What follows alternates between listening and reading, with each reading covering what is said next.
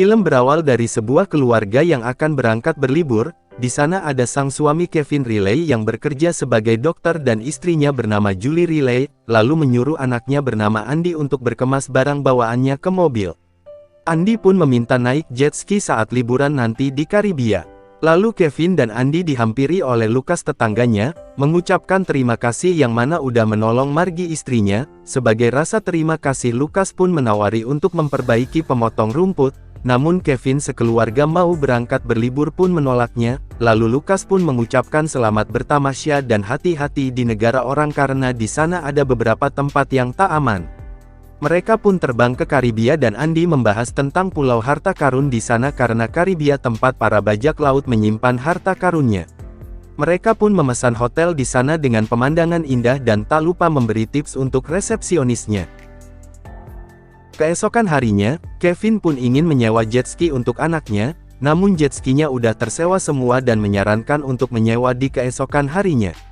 Tapi Kevin tetap memaksa karena anaknya ingin naik jet ski. Petugas itu pun menyarankan untuk menyewa perahu motor kepada warga lokal di sekitar sini. Lalu Kevin pun pergi ke tempat yang disarankan dan menemui warga lokal. Kevin pun ditawari perahu di sana dan menyewa perahu itu senilai $200 selama 3 jam.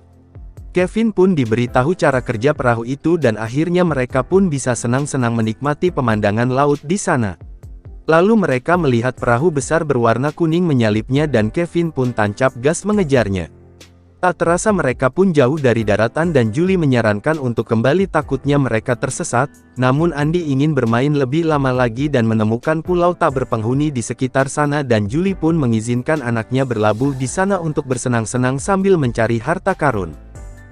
Mereka pun mendarat di pulau itu, dan Kevin pun menemani Andy untuk bersenang-senang berkeliling di pulau itu sambil mencari harta karun dan Julie pun hanya tiduran membaca buku sambil menjaga perahu agar tak diterjang ombak. Setelah puas mengelilingi pulau itu, mereka pun lapar dan ingin kembali ke hotel, namun mesinnya tak mau menyala. Kevin pun memeriksa bahan bakarnya dan membuka mesin itu untuk diperiksa, sepertinya mirip mesin pemotong rumput, dan menegaskan bahwa pasti ada kapal lokal yang berkeliaran di sini. Mereka pun terdampar di pulau itu sampai menjelang sore, namun mesinnya tetap tak mau menyala yang membuat Kevin jengkel dan berharap warga lokal menyadari bahwa perahunya hilang dan melaporkan ke polisi untuk mencarinya. Kevin pun berinisiatif untuk berenang ke hotel namun Julie melarangnya karena sudah terlampau jauh mereka bermain dan Julie pun pergi ke sisi lain pulau untuk mencari kapal yang lewat dan Andy pun bermain pasir di sana. Keesokan harinya, Julie pun terbangun untuk memeriksa Andy yang terbaring lemas dan menghampiri Kevin yang sedang memeriksa mesinnya. Kevin pun beranggapan bahwa akinya mati dan dia sudah berkeliling pulau namun tak ada air. Dia pun mengaku melihat perahu sekilas tadinya, namun perahu itu menghilang. Tak sadar Andy pun terbangun dan mengaku kepalanya pusing. Kevin pun menasehatinya agar tetap kuat untuk bertahan hidup dan tetap menghindari sinar matahari agar tetap hidrasi. Lalu mereka melihat kapal dari kejauhan dan melambaikan tangan namun tak ada gunanya karena perahu itu tak melihat mereka. Malam pun tiba, mereka pun tiduran di atas pasir dan Julie pun curhat ke Kevin, kok bisa terjadi seperti ini? Kevin pun menyangkalnya dan mengungkapkan bahwa mereka akan tetap hidup dan Kevin pun tak akan membiarkan mereka mati di sini.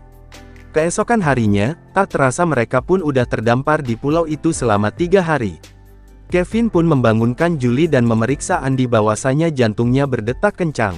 Julie pun takut kenapa-kenapa dengan Andy dan Kevin pun memutuskan untuk pergi dari pulau itu dan membuat tenda dari daun kelapa untuk menghindari sinar matahari, dan mereka pun pergi dari pulau itu sambil mendayungnya dan terombang-ambing di tengah laut berharap ada kapal lewat yang melihatnya. Keesokan harinya, mereka pun tak sadarkan diri dan Kevin pun terbangun dan melihat area sekitar bahwa mereka terdampar di suatu pulau. Kevin pun kembali memeriksa Julie dan Andy dan tak sengaja dia mendengar kapal yang lewat dan langsung meminta pertolongan, namun mereka tak mendengarnya dan kapal itu pun hilang dan Kevin pun kembali pingsan. Tak disangka seorang nelayan lokal yang tadi lewat menghampirinya, dan memanggil awak kapalnya bernama George untuk membawakan sekoci ke pulau itu. Kevin pun meminta air tawar ke nelayan itu dan memberikan ke Julie dan anaknya. Nelayan itu pun membasahi leher Julie dan Kevin pun melarangnya karena di situ kulitnya tipis dan dia mengaku sebagai dokter. Nelayan itu pun memeriksa mesin perahunya dan menginterogasi Kevin bahwa mereka terdampar di pulau itu selama 4 hari lamanya dan Kevin pun meminta tolong untuk membawa Andy dan Julie ke rumah sakit.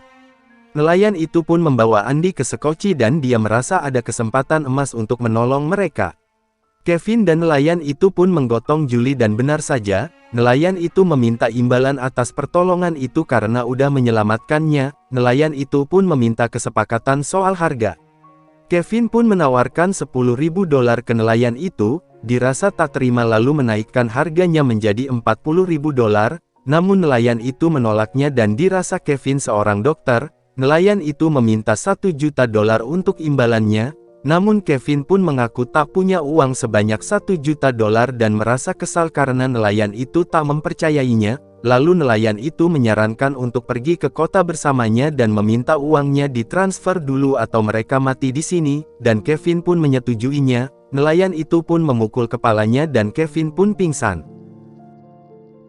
Lalu Kevin pun dibangunkan dengan disiram air dalam keadaan terikat. Kevin pun menanyakan anak istrinya namun nelayan itu hanya menjawab di pulau itu. Nelayan itu pun menjelaskan bahwa Kevin harus telepon temannya yang kaya di negaranya dan harus transfer uangnya dulu lalu kembali ke pulau itu dengan kapal kedua agar bisa menjemput keluarganya. Nelayan itu pun mengancam bahwa nyawa anak dan istrinya sedang dipertaruhkan. Jika dia berani melapor polisi dia tak akan memberitahunya dan menganggap Kevin memberi laporan palsu. Kevin pun mengiyakannya dan memintanya putar balik namun nelayan itu tetap kekeh pada pendiriannya, dan mereka pun pergi ke kota. Kevin pun memperhatikan nelayan itu sedang menelpon istrinya yang meminta rekening bank dan menyuruh George untuk berlabuh, lalu Kevin pun menelpon rekan kerjanya, tetangganya, dan saudaranya untuk meminta uang karena dia sedang kesulitan, namun mereka tak ada yang bisa menolongnya dan Kevin pun merasa jengkel frustasi dan membanting telepon itu. Lalu menelpon Lukas tetangganya, dia meminta balas budinya sekarang. Lalu mereka pun pergi ke bank terdekat dan Kevin pun melihat saldonya ada sekitar $200.000, lalu Kevin pun menawari uang segitu karena hanya inilah yang dia punya atau dia tak akan mendapatkan apa-apa, lalu nelayan itu pun menyetujuinya dan menyuruh Kevin untuk mentransfer uang itu semuanya. Setelah dari bank, nelayan itu pun menelpon istrinya untuk mengecek uang udah masuk apa belum. Dirasa uangnya udah masuk, nelayan itu pun mengantarkan Kevin ke dermaga dan Kevin pun menaiki kapal yang terpisah, lalu Kevin pun disuruh masuk dan dikunci dari luar. Nelayan itu mengunci Kevin dari luar beralasan untuk keamanan. Nelayan itu pun menyuruh Kevin untuk mengikuti kapalnya. Kevin sambil marah-marah pun mau tak mau harus mengikuti perintah nelayan itu. Berangkatlah mereka ke pulau di mana istri dan anaknya berada, namun di tengah perjalanan, kapalnya Kevin disuruh mendekat dan ternyata nelayan itu berusaha menenggelamkan Kevin dengan cara merusak lantai kapal dengan harpun. Kevin pun berteriak dan bersumpah tak akan melaporkan kejadian ini ke polisi, namun nelayan itu tak mempercayainya dan terus menghancurkan lantai kapal hingga bocor. Aksinya sempat dihentikan oleh George namun nelayan itu menyuruh George untuk mundur dan diam saja. Kevin pun berteriak sambil mendobrak pintunya namun tak berhasil hingga kapalnya terbalik dan tenggelam. Kevin pun mencari cara agar bisa keluar dari kapal itu dengan sekuat tenaga mencoba melepaskan tuas persneling dan memecahkan kaca jendela pintu dan akhirnya pun berhasil keluar dengan kaki yang terluka. Kevin pun terombang-ambing di lautan dan beruntungnya ada kapal lewat dan melemparkan pelampung ban dan menyelamatkannya. Malam pun tiba, Kevin pun melaporkan kejadian ini kepada polisi dan dia pun bertemu dengan detektif Hagen. Hagen pun mengatakan bahwa kedubes AS udah diberitahu dan Kevin pun diantar ke kapten penjaga pantai untuk menjelaskan rencana penyelamatan istri dan anaknya. Kapten penjaga pantai itu pun menjelaskan bahwa dia akan mencari istri dan anaknya di setiap pulau. Ada ratusan pulau di area tersebut dengan operasi besar seperti ini bisa memakan waktu berminggu-minggu. Kevin pun langsung menyangkalnya bahwa mereka mungkin bisa mati kaku besok paginya bila tak segera ditemukan, dan menyarankan mencari nelayan itu dulu karena dia yang tahu lokasinya baru setelah itu mencari istri dan anaknya. Hagen pun berbicara pada Kevin bahwa dia tak tahu namanya dan nomor lambung kapalnya, dan mengira Kevin telah membunuh istri dan anaknya dengan alasan nelayan itu yang telah membunuhnya agar Kevin bisa mencairkan uang asuransi istri dan anaknya. Kevin pun menyangkalnya bahwa dia tak berbohong, dan Hagen pun tetap pada pendiriannya berfokus pada pencarian istri dan anaknya dan mengantarkan Kevin pulang ke hotelnya untuk istirahat. Di dalam hotel, Kevin pun teringat bayang-bayang nelayan itu dan memutuskan keluar untuk mengeprint peta Karibia di lobi hotel. Tak disangka Kevin bertemu dengan pemancing dan menanyainya, lalu pemancing itu menyarankan untuk pergi ke pengepul ikan. Kevin pun langsung memberitahu ke Hagen bahwasanya mungkin pengepul ikan di pasar kenal dengan nelayan itu. Dirasa tak direspon oleh Hagen, Kevin pun berangkat sendirian ke pasar dan memanggil taksi untuk pergi ke pasar ikan di kota ini. Sesampai di pasar, Kevin pun menyusuri pasar itu dan dia menemui penjaga pasar di sana dan menanyainya tentang nelayan itu, namun dia tak tahu dan menyarankan untuk menemui seorang bernama Roger yang menggunakan mobil van coklat. Kevin pun kebetulan menemuinya di pasar itu. Dia pun menanyainya tentang nelayan itu. Roger pun mengungkapkan bahwa dia sudah bekerja 30 tahun dan tak tahu nelayan yang dimaksud Kevin dan menyarankan ke bar di dermaga pelabuhan. Di sana banyak nelayan yang berkumpul. Kevin pun pergi ke bar itu dan mencari orang bernama Jorge, namun Kevin tak menemuinya di sana karena salah orang.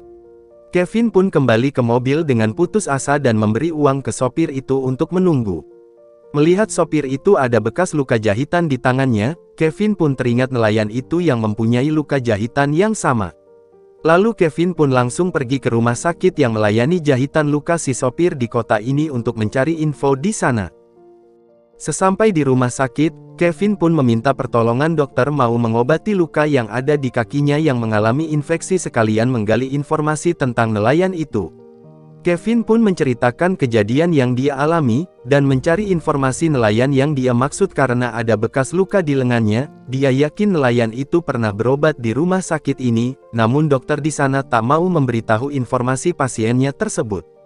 Kevin pun merasa jengkel dan akhirnya saat dokter itu keluar, Kevin pun tak menyia-nyiakan kesempatan ini dan langsung mencari informasi itu lewat data komputer di rumah sakit itu, dan ternyata Kevin menemukannya yang bernama Miguel Caba beserta data alamat rumahnya. Kevin pun memfoto data tersebut dan mengambil pisau rumah sakit dan dia pergi ke alamat rumah Miguel Caba.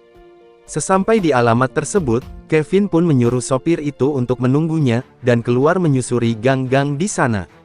Tibalah di rumah Miguel dan langsung mengetok pintunya. Dirasa tak dibukakan pintunya, Kevin pun mendobrak paksa dan menemui istrinya beserta anaknya yang sedang sakit parah. Lalu Kevin pun menanyai istrinya di mana Miguel, namun dia selalu saja menjawab tak tahu sambil teriak-teriak. Kevin pun menggeledah rumah tersebut, dia menemukan foto Miguel beserta kapalnya. Lalu Miguel pun kebetulan pulang dari mencari ikan, dan mereka pun berhadapan dan langsung berkelahi di sana. Istrinya pun tak tinggal diam lalu mengambil sebuah harpun gun dan menodongkan ke Kevin.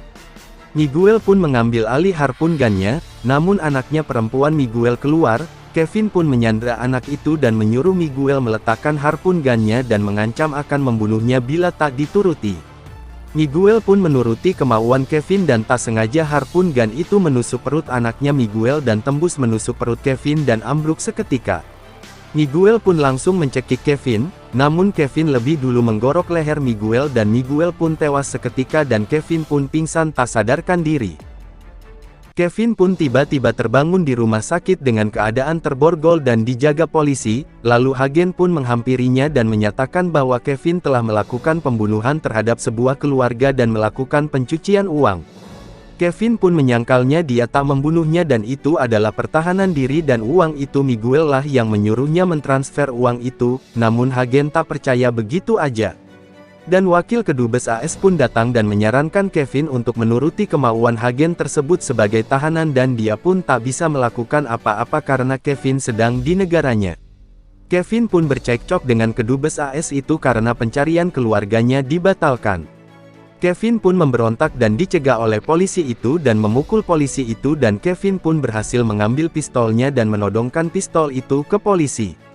Kevin pun menyuruh polisi itu membuka borgolnya dan mengancam akan menembak bila mereka mengikutinya dan Kevin pun pergi dari situ. Kevin pun berlari menghindari kejaran Hagen dan polisi sambil memegangi perutnya yang terluka. Lalu Hagen pun menemukan Kevin dan menodongkan pistolnya, namun Hagen terdiam dan melepaskan Kevin pergi. Keesokan harinya, Kevin pun pergi ke pasar untuk membeli pakaian dan membersihkan badannya dan mengganti bajunya. Kemudian pergi ke kantor dermaga untuk melacak kapal dari Miguel dengan menyebutkan nama dan nomor lambung kapal, namun kapal Miguel sudah tak berlabuh di situ dan sudah pergi dari kemarin. Kevin pun termenung sambil menatap lautan dan orang sekitarnya.